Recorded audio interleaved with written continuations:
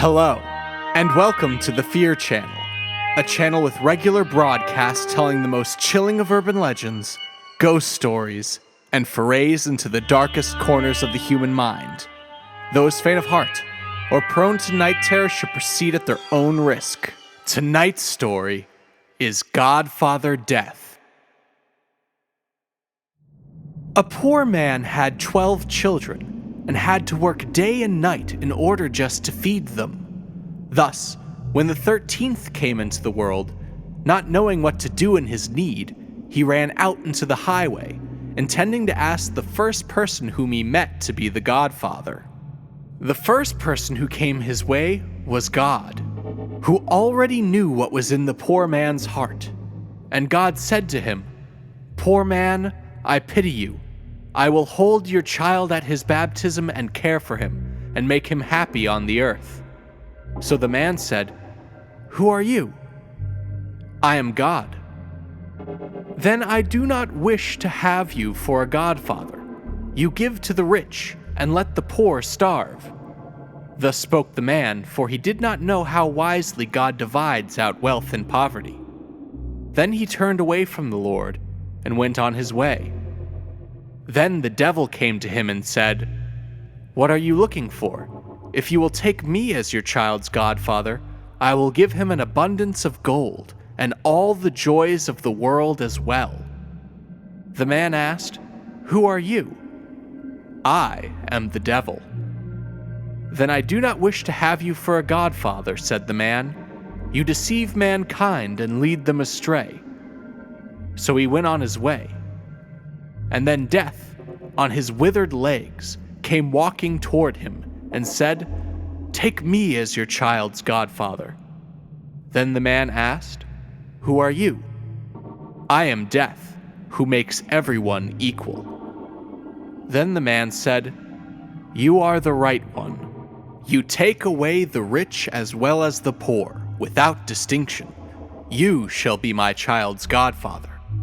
Death then answered, "I will make your child rich and famous, for he who has me for a friend cannot fail." Then the man said, "Next Sunday is the baptism. Be there on time." So Death appeared as he had promised, and served as godfather in an orderly manner. After the boy came of age, his godfather appeared to him one day and asked him to go along with him. He took him out into the woods and showed him an herb that grew there, saying, "Now you shall receive your godfather's present. I will turn you into a famous physician. Whenever you are called to a sick person, I will appear to you. If I stand at the sick person's head, you may say with confidence that you can make them well again. Then give them some of this herb, and that person will recover. But if I stand at the sick person's feet, he is mine, and you must say that he is beyond help, and that no physician in the world could save him. But beware of using this herb against my will, or something very bad will happen to you." It was not long before the young man had become the most famous physician in the whole world. People said of him, "He only needs to look at the sick in order to immediately know their condition, whether they will regain their health or are doomed to die." And people came to him from far and wide, taking him to their sick, and giving him so much money that he soon became a very wealthy man. Now it came to pass that the king became ill.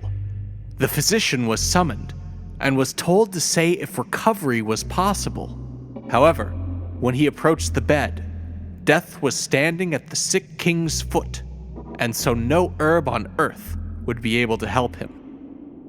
"If I could only deceive Death for once," thought the physician. "He will become angry, of course, but because I am his godson, he will shut one eye. I will risk it." He therefore took hold of the sick king and laid him the other way around, so that Death was now standing at his head. He then gave the king some of the herb, and he recovered and became healthy again. However, Death went up to the physician, made a dark and angry face, threatening him, pointing his finger, and said, "You have betrayed me." I will overlook it this time because you are my godson. But if you dare to do it again, it will cost you your neck, and I will take you yourself away with me." Soon afterward, the king's daughter became seriously ill. She was his only child, and he cried day and night until his eyes were going blind. Then he proclaimed that whosoever rescued her from death should become her husband and inherit the crown. When the physician came to the sick girl's bed, he saw Death at her feet.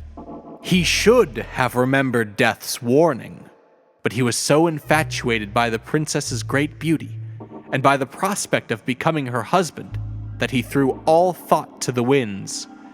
He did not see that Death was looking at him angrily, lifting his hand into the air and threatening him with his withered fist. He lifted up the sick girl and placed her head where her feet had been. Then he gave her some of the herb, and her cheeks immediately turned red.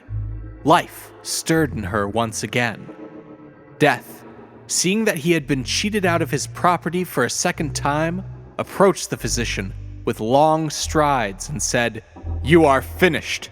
Now it is your turn." Then Death seized him so firmly with his ice-cold hand that he could not resist, and led him into an underground cavern.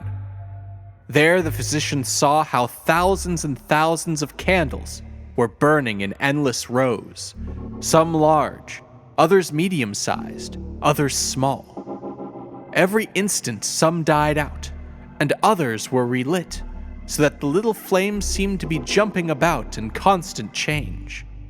"See," said Death, "these are the lifelights of mankind.